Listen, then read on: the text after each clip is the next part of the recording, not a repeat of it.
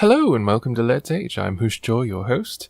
Please check out the blurb, follow me on social media, subscribe for updates here at YouTube, and consider becoming a patron on Patreon. It's the best way to help me out and keep quality content coming. So this week, I wanted to talk about the Season 3 syndrome. This is something I've discussed with some friends and colleagues, and it's something that I came to the realization happens in so many shows that get to Season 3. It's pretty much a universal. Season 3 syndrome is, to put it simply, by the time a show gets to Season 3, that's always where they try and mix it up and change things.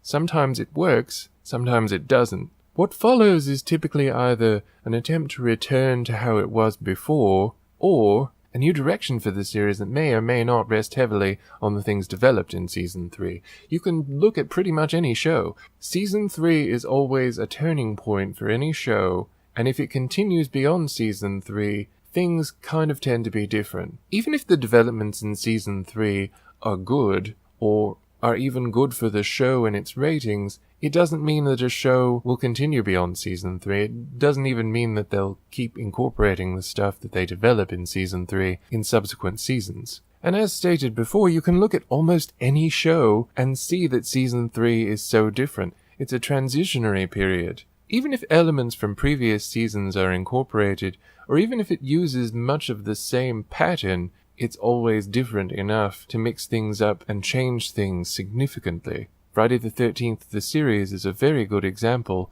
When it got rid of one of the main cast members at the beginning of Season 3 and had another lead for the remainder of the season. Most of the stories followed on the same sort of motif as they had before, but things were changed up due to the different chemistry of the cast. If you look at something like Charmed Season 3, however, you can see that this is where Charmed was starting to get its stride after a more solid Season 2 than Season 1. Unfortunately, behind-the-scenes stuff meant that Season 4 could not follow that trend, which happens sometimes. Sometimes Season 3 will mix things up so much that changes happen behind the scenes. I don't think it was really the fault of Season 3 that Charmed had falling out behind the scenes, but it can happen and has happened. Looking at the Buffyverse is probably one of the most prominent and well-known instances of Season 3 syndrome. Season 3 was Buffy's final year in high school, and it was also the season where they tried to mix it up as much as possible. There was so much going down in Season 3. For a lot of people, Season 3 was the last time that the show was really and truly good, and even then it was on kind of shaky ground. By the time Season 4 came around, things had been changed so much based on the foundation that Season 3 laid out that a lot of people jumped ship.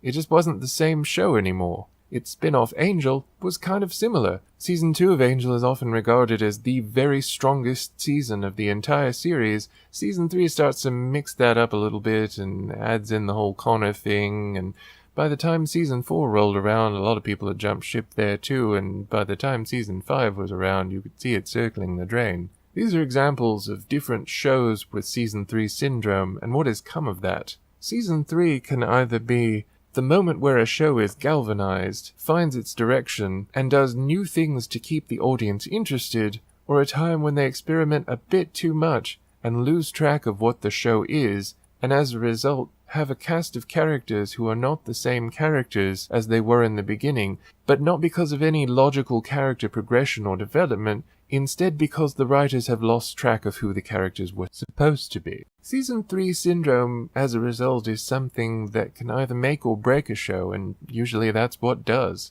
Even if a show stays around for more than 3 seasons, Season 3 is usually the one that one can look at and recognize things happening behind the scenes to affect the show, and ultimately to affect whether or not it survives longer than that. In the case of some shows, Season 3 is just so unworkable that it ends up killing the show, and that ends up being it. In other cases, Season 3 isn't bad, but the show has already got to the point where it needed to mix things up sooner, and as a result doesn't continue on past that. There's also the case where sometimes series have run their course. By the time Season 3 comes about, they've told all the stories that they can tell. 3 years is kind of a long time. People want to go on to other projects, they don't want to be typecast. Oftentimes creative professionals, whether they're writers, directors, photographers, actors, don't want to get tied to a project indefinitely, especially with the horror stories that circulate around. I mean, ask Will Wheaton about his time on Star Trek, for example. There's an attitude of we own you from some productions, which is very much a bad thing for actors.